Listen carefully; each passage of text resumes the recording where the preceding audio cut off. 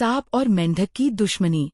एक छोटे से तालाब के किनारे हरी भरी झाड़ियों और फूलों से घिरा हुआ था।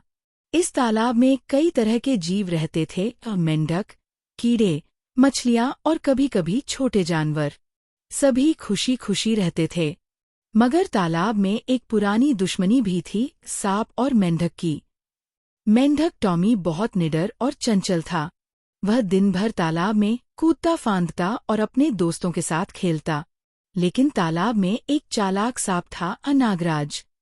नागराज की आदत थी किसी को डराना और अपने इलाके में अकेला राज करना। टॉमी और नागराज की दुश्मनी की शुरुआत एक दिन हुई। टॉमी ने गलती से नागराज के बिल के पास जाकर खेलना शुरू कर दिया।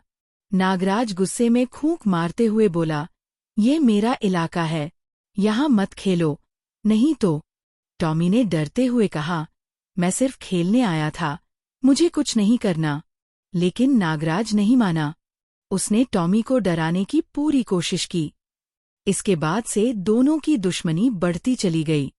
टॉमी हमेशा सावधान रहने लगा और नागराज भी हर रोज किसी न किसी बहाने से टॉमी को डराता। एक दिन तालाब में बारिश हुई और पानी का स्तर बढ़ गया।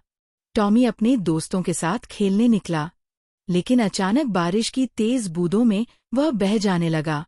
टॉमी की चीख सुनकर नागराज भी वहां आया। नागराज ने देखा कि टॉमी बहते पानी में फंसा हुआ था।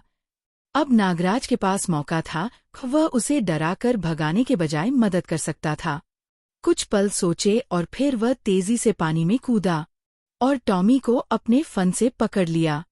टॉमी ने हैरानी से कहा, "तुम मेरी मदद कर रहे हो?" नागराज ने मुस्कुराते हुए कहा, "हाँ, क्योंकि दुश्मनी से कोई फायदा नहीं, और किसी की जान खतरे में हो तो उसे बचाना ही सबसे बड़ी बात है।" टॉमी और नागराज ने एक दूसरे को समझा कि डर और दुश्मनी से कुछ नहीं मिलता। अब दोनों तालाब के हर जीव की मदद करते और साथ साथ खेलते। धीरे धीरे तालाब में सभी खुश रहने लगे। टॉमी और नागराज की दोस्ती की मिसाल अब तालाब के सभी जीवों के लिए प्रेरणा बन गई। इस कहानी से हमें यह सीख मिली कि दुश्मनी और डर केवल नुकसान लाते हैं, और मदद और दोस्ती से ही सच्चा सुख मिलता है।